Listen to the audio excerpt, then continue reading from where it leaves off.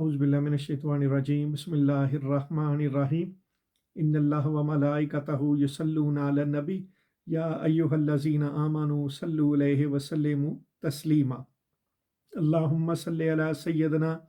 व मौलाना मुहम्मदिन व अला आलिहि व सहबिहि व बारिक वसल्लिम। आज हम अर्ज़ मुक़द्दस मस्जिद अक्सा का ज़िक्र करेंगे। औज़ुबिल्लाहि मिनश्शैतानिर्रजीम बिस्मिल्लाहिर्रहमानिर्रहीम। अल्लाह पाक ने सूरह बनी इज़राइल के अंदर फरमाया, सुबहानल्लाज़ी अस्रा बिअब्दिही लैलन मिनल मस्जिदिल हरामी इलल मस्जिदिल अक्सा अक्सल्लाज़ी बारकना हौलहु लिनुरियहु मिन आयातिना इन्नहु हुवस समीउल बसीर। वो ज़ात हर नुक्स और कमज़ोरी से पाक है जो रात के थोड़े से हिस्से में अपने महबूब हज़रत मोहम्मद मुस्तफ़ा सल्लल्लाहु ताला अलैहि वसल्लम को मस्जिद हराम से मस्जिद अक्सा तक ले गई, जिसके गिरदो नवा को हमने बाबरकत बना दिया है ताकि हम इस बंदा कामल को अपनी निशानियां दिखाएं। बेशक वही खूब सुनने वाला, खूब देखने वाला है। और आगे इसी सूरा के अंदर अल्लाह पाक ने फरमाया, और हमने मूसा अलैहिस्सलाम को किताब तौरात अता की और हमने उसे बनी इज़राइल के लिए हदायत बनाया और उन्हें हुक्म दिया कि तुम मेरे सिवा किसी को कारसाज ना ठहराओ। है इन लोगों की औलाद जिन्हें हमने नूह अलैहिस्सलाम के साथ कश्ती में उठा लिया था। बेशक नूह अलैहिस्सलाम बड़े शुक्रगुजार बंदे थे और हमने किताब में बनी इज़राइल को कतई तौर पर बता दिया था कि तुम ज़मीन में बेज़रूर 2 मरतबा फसाद करोगे और अताते इलाही से बड़ी सरकशी बरतोगे। फिर जब इन दोनों में से पहली मरतबा का वादा आ पहुंचा तो हमने तुम पर अपने ऐसे बंदे मसल्लत कर दिए जो सख्त जंगजू थे। फिर वो तुम्हारी तलाश में तुम्हारे घरों तक जा घुसे और ये वादा ज़रूर पूरा होना ही था। यानी एक बादशाह था जिसका नाम था बख्त नसर, तफसीर नईमी के अंदर आता है, या जालूत। उनको अल्लाह पाक सुब्हानहू तआला ने उनमें से एक को बख्त नसर या जालूत को बनी इज़राइल पर मसल्लत कर दिया था, क्योंकि ये बदबख्त अंबिया अलैहिस्सलाम को शहीद करते थे, कत्ल करते थे और हर वक्त उनकी नाफरमानी करते थे। और आगे अल्लाह पाक ने फरमाया, फिर हमने इनके ऊपर गलबा को तुम्हारे हक में पलटा दिया और हमने अमवाल व औलाद की कसरत के ज़रिए तुम्हारी मदद फरमाई और हमने तुम्हें अफरादी कुव्वत में भी बढ़ा दिया। और अगर तुम भलाई करोगे तो अपने ही लिए भलाई करोगे और अगर तुम बुराई करोगे तो अपनी ही जान के लिए। फिर जब दूसरे वादा की घड़ी आई तो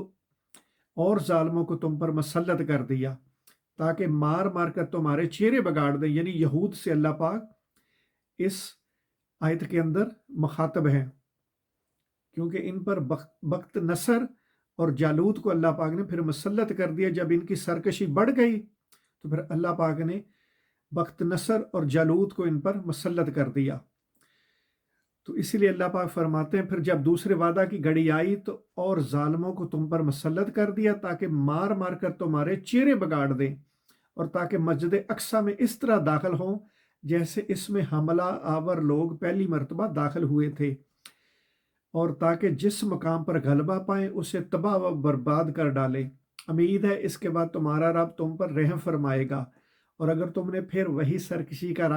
का तर्ज अमल इख्तियार किया तो हम भी वही अजाब दोबारा करेंगे और हमने दोज़ों को काफरों के लिए कैद खाना बना दिया है। बेशक ये कुरान इस मंजिल की तरफ रहनुमाई करता है जो सबसे दुरुस्त है, और मोमिनों को जो नेक अमल करते हैं इस बात की खुशखबरी सुनाता है कि उनके लिए बड़ा अजर अजीम है। और ये कि जो लोग आखिरत पर ईमान नहीं रखते हमने उनके लिए दर्दनाक अजाब तैयार कर रखा है, यानी यहूद के लिए, बनी इज़राइल के लिए। तो इस सूरा बनी इज़राइल के अंदर अल्लाह पाक ने इसका आगाज़ ही मस्जिद अक्सा के नाम से अल्लाह पाक ने इसका आगाज़ किया। सुबहान अल्लाज़ी अस्रा बिअब्दिही लैलन मिनल मस्जिदिल हराम इलल मस्जिदिल अक्सा। तो ये मुसलमानों का पहला किबला है, پہلا خانہ کعبہ ہے جسے حضرت سلیمان علیہ السلام نے، جو کہ حضرت داؤد علیہ السلام کے بیٹے تھے، جنات سے ان کو مکمل کیا تھا، کیونکہ جنات حضرت سلیمان علیہ السلام کے تابع تھے، اور یہ انبیاء علیہ السلام کا مرکز تھا، اور اس کو اللہ پاک نے اسی آیت کے اندر ارض مقدس کہا ہے، یعنی ریسپیکٹیبل لینڈ۔ اور ان بدبختوں نے، بنی اسرائیل والوں نے حضرت موسیٰ علیہ السلام کی بھی کثرت کے ساتھ نافرمانی کی، یہاں تک کہ 5 مختلف عذاب ان پر مسلط کیے گئے، لیکن یہ بدبخت پھر بھی راہ حق پر نہیں آتے تھے، یہاں تک کہ ایک وادی کے اندر، وادی تیہ کے اندر، اللہ پاک نے ان کو ایک کلمہ دیا تھا، عطا، یعنی اپنے گناہوں کی معافی کا ایک کلمہ دیا تھا، ان بدبختوں نے اسے بھی بدل دیا۔ تو جب یہ صبح کو چلتے، ان کو رات ہوتی، اور یہ رات کو قیام کرتے، صبح اڑتے، تو یہ جس جگہ سے اپنا سفر، اپنی جرنی شروع کرتے تھے، یہ اسی جگہ پر دوبارہ آ جاتے۔ تو 40 سال 40 ایئر اللہ پاک نے وادی تیہ، اس گراؤنڈ میدان کے اندر جسے تیہ کہا جاتا ہے، بنی اسرائیل کو اللہ پاک نے ذلیل و خوار کیا، 40 سال تک یہ گھومتے رہے۔ اور تفسیر نعیمی کے اندر ہے کہ اللہ پاک نے نہ وہاں ان کو کوئی سایہ مہیا کیا، نہ کوئی کھانے پینے کے لیے کوئی چیز ان کو مہیا کی، یہاں تک کہ انہوں نے توبہ کی، اور حضرت موسیٰ علیہ السلام نے اللہ پاک سے دعا کی، تو پھر اس کے بعد 40 سال کے بعد اللہ پاک نے ان کو من و سلوہ، جو کہ ایک سویٹ لیکوڈ تھا، جیسے چاکلیٹ کی طرح یا مٹھائی کی طرح کوئی چیز تھی، جو کہ درختوں پر، چھوٹے چھوٹے درختوں پر لگتی، اور یہ اسے کھاتے تھے، سویٹ ڈش کو۔ اور پھر اس کے بعد تفسیر کے اندر آتا ہے کہ ایک بنا ہوا روسٹ بٹیر، اس طرح کا کوئی جانور تھا، بنا ہوا یعنی روسٹ، وہ ان کو کھانے کو ملتا تھا حضرت موسیٰ علیہ السلام کی دعا کے اثر سے۔ اور ان کے کپڑے بھی اس میدان کے اندر صاف ستھرے کلین رہتے تھے، ان کے کلوتھ، اور ان کے بچوں کے کپڑے، ان کے خود اپنے کپڑے کلین رہتے تھے، یعنی ان پر کسی قسم کی گرد کا نشان تک نہیں ہوتا تھا، اللہ پاک ان کو محفوظ رکھتا تھا۔ لیکن ان بدبختوں نے پھر بھی اس سے کوئی سبق نہ سیکھا، اور اس سے پہلے یہ فرعون کے زیر تسلط تھے، یعنی فرعون پر قبضہ کیا ہوا تھا، یہ اس کے غلام تھے، وہ ان کو سزا دیتا تھا، مارتا تھا، جبر کرتا تھا، ظلم کرتا تھا۔ اور یہ بدبخت پھر ان کو اللہ پاک نے حضرت موسیٰ علیہ السلام کے ذریعے فرعون سے اس کو پانی میں غرق کیا، دریائے نیل کے اندر، نائل ریور میں اللہ پاک نے اس کو غرق کیا اور ان کو نجات بخشی۔ تو پھر بھی ان بدبختوں نے اللہ اور اس کے رسول کی نافرمانی کی۔ جب ان کو جہاد کے لیے کہا جاتا تو یہ کہتے ہیں موسیٰ جہاد تو کر یا تیرا اللہ کرے، تو لڑ یا تیرا اللہ، ہم سے جہاد نہیں ہوتا۔ اللہ اکبر۔ تو اللہ پاک نے ان کو من و سلوہ بھی دیا، اپنی نعمتیں دی، لیکن یہ بدبخت پھر بھی راہ حق پر نہ آئے اور نافرمانیاں کرتے رہے، یہاں تک کہ حضرت شعیہ علیہ السلام اور حضرت ارمیہ علیہ السلام، حضرت زکریہ علیہ السلام اور حضرت یحییٰ علیہ السلام کو ان بدبختوں نے شہید کیا، قتل کیا، اور ایک دن میں 70 انبیاء علیہ السلام کو بھی انہوں نے بدبختوں نے شہید کیا۔ تو پھر ان پر اللہ پاک نے جب ظالم حکمرانوں کو مسلط کیا تو پھر انہوں نے ان کی عبادت گاہیں بھی، یہاں تک کہ تورات کو بھی انہوں نے آگ لگا دی معاذ اللہ، جو کہ حضرت موسیٰ علیہ السلام پر نازل ہوئی تھی، اور ان کی مسجدوں کو، عبادت گاہوں کو تباہ و برباد کر دیا۔ تو لیکن پھر بھی ان کے مقدر میں ہدایت نہ آئی، کیونکہ یہ بدبخت اس طرف، راہ حق کی طرف جاتے ہی نہیں تھے۔ اور پھر اللہ پاک نے قیامت تک کے لیے ان یہود پر، بنی اسرائیل پر، ان پر پریشانیاں، مصیبتیں اور جو ضلالت ہے اس کو مسلط کر دیا۔ تو آج یہ بدبخت اسی کا بدلہ لے رہے ہیں، یہ فلسطین کے ناحق اور بے گناہ مسلمانوں کو جو ستا رہے ہیں، انہیں تکلیفیں دے رہے ہیں، اور ان کی اپنی زمین سے ان بدبختوں نے ان کو کثرت کے ساتھ بے دخل کیا، انہیں تکلیف دے رہے ہیں، جس میں بہت زیادہ حصہ ہمارے بے حس جو مسلمان حکمراں ہیں، جو کہ خاموش ہیں، انہیں شرم نہیں آتی کہ وہ خاموش ہیں اور یہود کا ساتھ دے رہے ہیں، ان کی حمایت کی وجہ سے یہ بدبخت آج ان پر مسلط ہیں،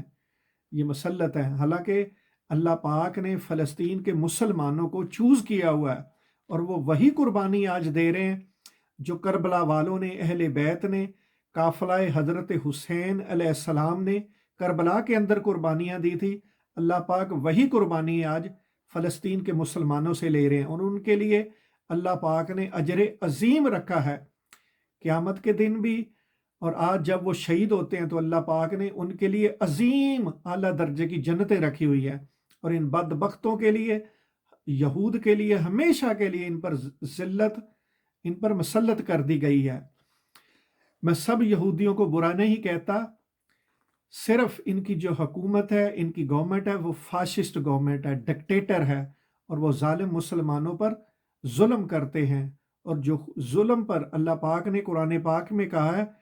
کہ جو ظلم پر خاموش رہے گا، اللہ پاک قیامت کے دن اس کو ظالموں کے ساتھ اٹھائے گا۔ آقا علیہ الصلوۃ والسلام نے ایک دفعہ صحابہ کرام سے کہا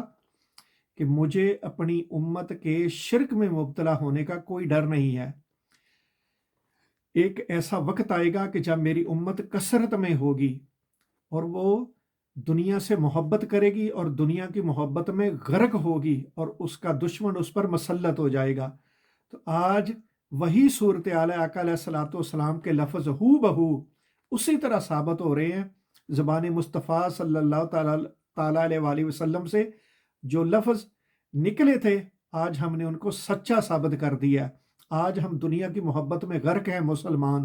ہر کوئی اپنا انٹرسٹ اور فائدہ دیکھ رہا ہے، اور فلسطین اور کشمیر کے مسلمانوں کو بے سر و سامان ہم نے ان کے حال پہ چھوڑ دیا ہے،